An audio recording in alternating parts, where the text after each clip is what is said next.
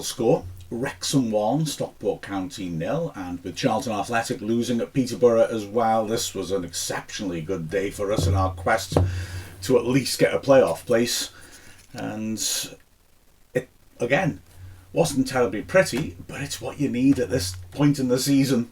We dug in and we got the result. So game against Stockport's always going to be high stakes and high tension, and certainly it turned out that way, and it was a game in which we battled our way to victory, but we were able to achieve exactly what we wanted thanks to Jay Rodriguez's first goal for the club.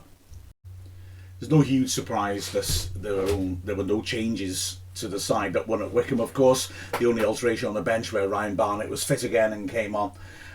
Wrexham, to be honest, in the first half, only really had a couple of periods of pressure on Stockport County, although one of them led to the goal. Stockport had much more of the ball. We were in our defensive shape and repelling them, and it must be said we did it well. You know, I mean, Stockport certainly had a lot more of the ball, but did they do enough to really stretch Arthur Okonkwo? I'd argue not.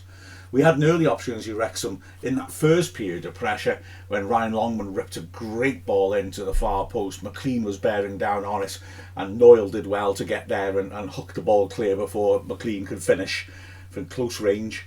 But Stockport had the first really good opportunity, which came when the ball was spread out wide. McLean lunged but couldn't get to it, which allowed Noyle to get in behind him. He drove the ball into the penalty area around the penalty spot, and Santo Olafe did really well just to peel away from his man, get there first, and then tried a nice little dink, which he struck well, but he couldn't keep on target, put it wide, and the danger was past. So it was a real battle of attrition. Stockport had a lot more of the ball, their midfield operating well, Matty James stepping up, just trying to pressure Bate, who will sit deep in midfield and keep the ball moving, and Matty James is doing a good job scrapping with him and looking to make sure that we weren't giving him time to really prompt and tee things up.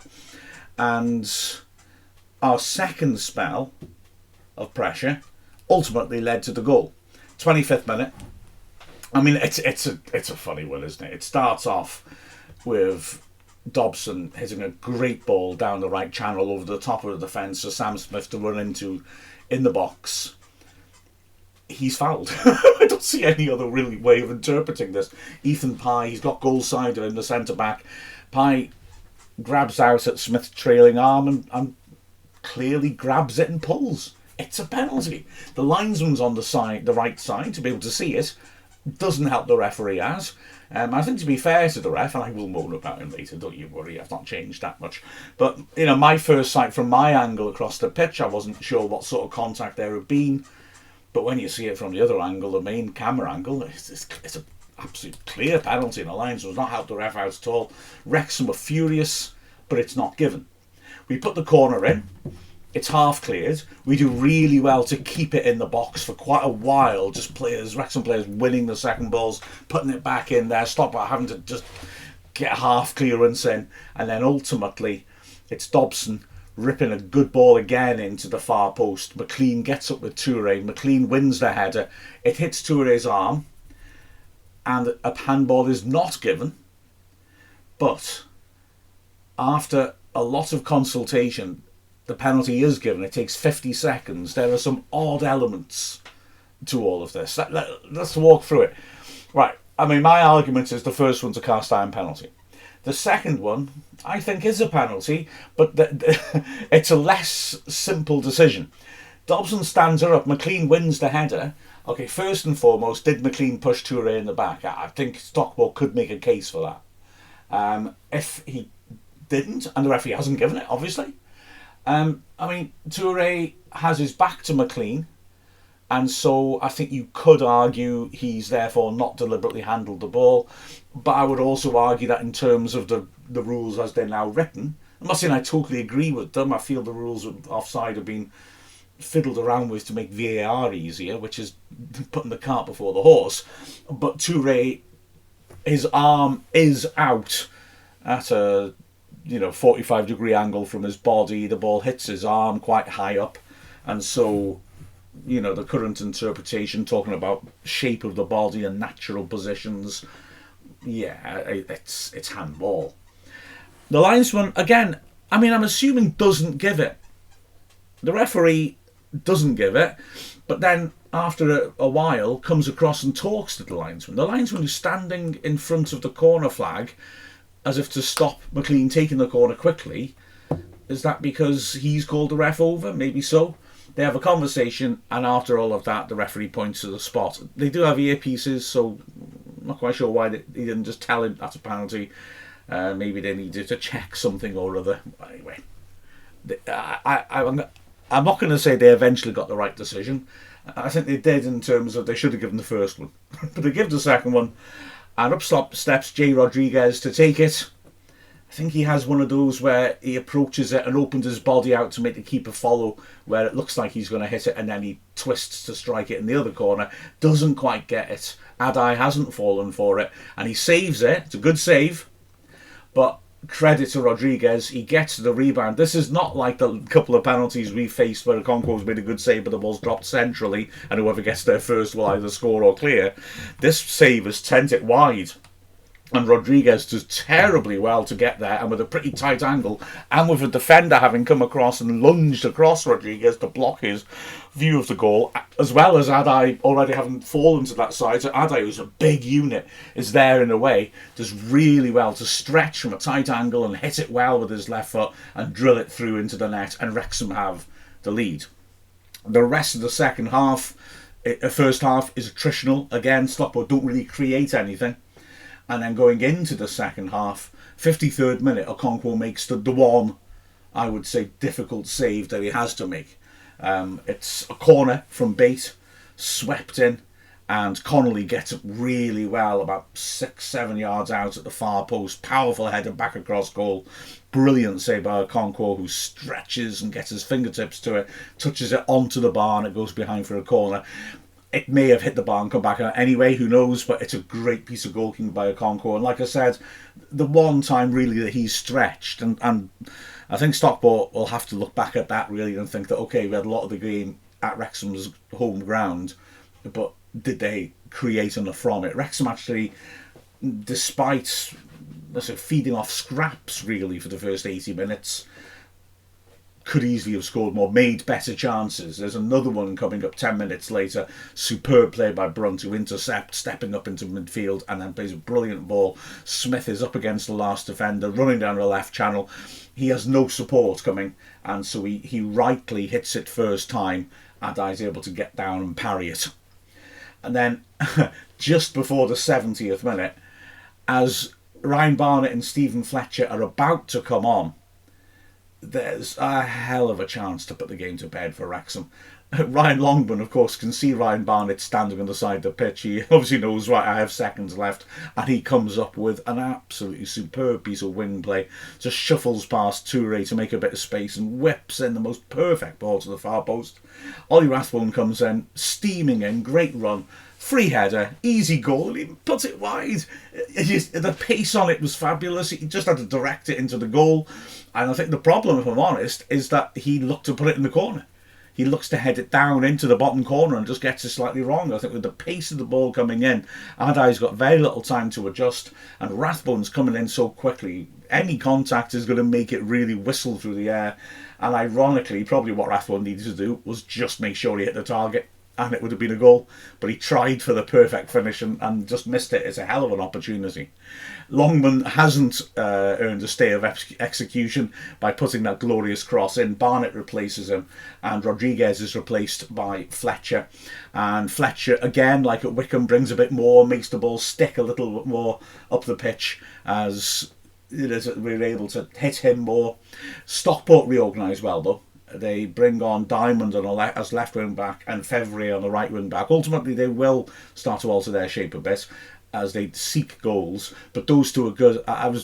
Fevrier was really eye-catching, and he nearly scores almost immediately after the substitutions when the ball is carried really well up the pitch by Diamond, who plays a super pass then to find Fevrier. Fevrier is running at McLean. He cuts inside and rips in an unexpected shot, and it whistles past the far post. It's really close. Great strike by him.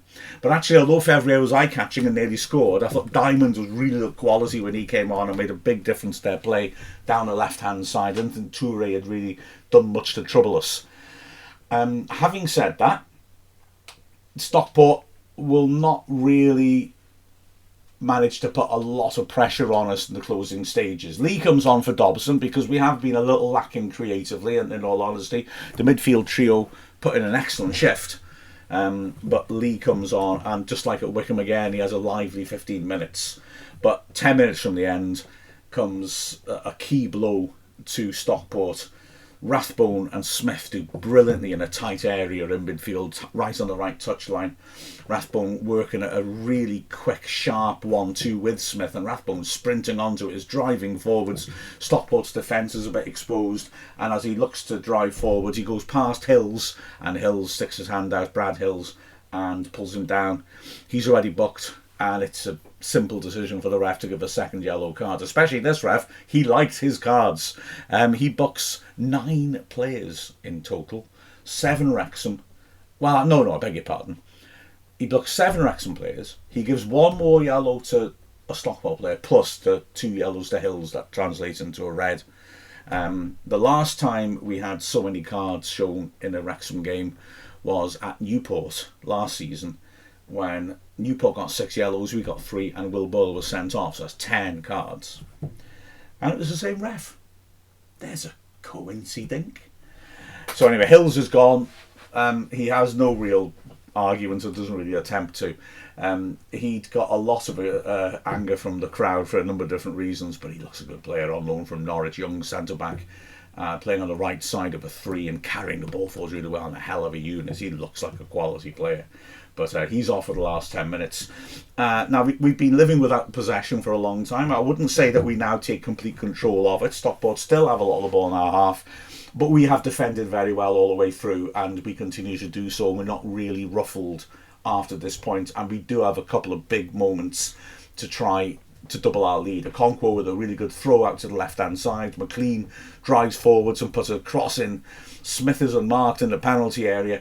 The cross has got good shape. It's a good ball end. It's just too high for Smith, who does ever so well to backpedal and from about 15 yards out get real power and leverage on his header. Back across Adai, just can't quite hit the top left corner, and it goes behind. Good effort though. He comes off with 2 minutes left. Jack Marriott comes on to do his ratting job, chasing and harrying centre-backs, which he does well. And in the second minute of added time, there's another major moment, which I've got to say, I think the ref gets horribly wrong. Great ball over the top by Rathbone, and Fletcher is sprinting shoulder to shoulder with Ethan Pye, the man who got away with the penalty against Smith. And Pye again decides grabbing hold of the strikers, the backstops. And the thing is, they are the only players pretty much in the Stockport half running straight down the middle to get to the ball. They're shoulder to shoulder. No, maybe I shouldn't quite. Pye is half a stride behind, and they seem to sprint at pretty much the same pace.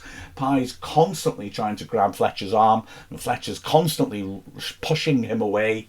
A key thing to consider here as well is that, often when we moan about strikers getting their shirts pulled, yeah, but they're pulling the shirts as well. But Fletcher isn't doing that because he's sprinting full pelt to try and get to the ball first and score.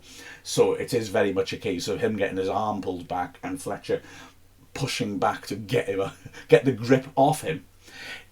He just about gets there first, and he hits a first-time shot. Actually, and I've got to be honest, I didn't really think about this that much in the commentary because I was so obsessed by Pye's shirt pulling.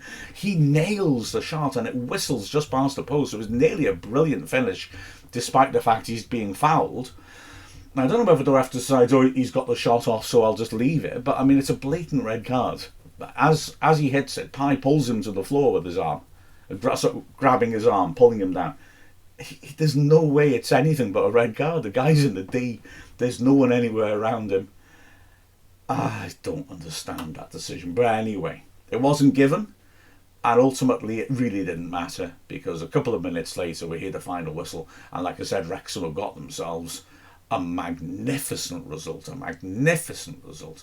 So, Let's have a look at the individual performances. Okonkwo, very assured. There were a few overhit crosses and he was very confident in the air. And had one, like I said, difficult save to make, which he made well, tipping the ball onto the bar from Connolly's header. Once again, the three centre-backs were terrific. I think O'Connell's probably man of the match. You could make a case for all three of them. O'Connell, once again, is on the front foot, makes a lot of those interceptions, stepping into midfield. But then Brunt did as well. Brunt was eye-catching and used his pace, and Cleworth again, very calm and solid character, presence in the box. The wing-backs, Longman didn't get that much scope to come forwards. I mean, we didn't in general get forwards well that much, but he had a lot of moments of quality. His use of the ball was good. That cross was wonderful, but he made some good early passes as well to try to get us going. McLean, I mean, he got himself booked.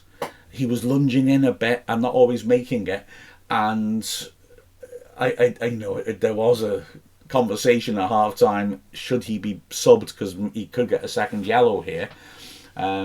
He does come out in the second half actually and put in a good solid performance without any risk of that whatsoever, and so credit him for that. His second half much more solid defensively as well, wasn't lunging in as much and committing, which let people, Noyle running behind him. The midfield, I thought, all showed up very well, especially in terms of their work off the ball, because Stockport won the midfield battle. So I can't say that we had authority in midfield as such. We had moments. Rathbone was, to a great extent, restricted to working and pressing, but he does that exceptionally well, and so he made a lot of good interceptions. Likewise, James, I thought, did a good job in trying to restrict Bates' effectiveness and screening his back four. And Dobson was maybe the pick of the three as well, because he did manage to sometimes release the ball, get the ball forwards. But we were extremely workmanlike in midfield. And I don't mean that in an insulting sense. It fitted in with a performance where we ground out the result that our midfield was very, very resolute.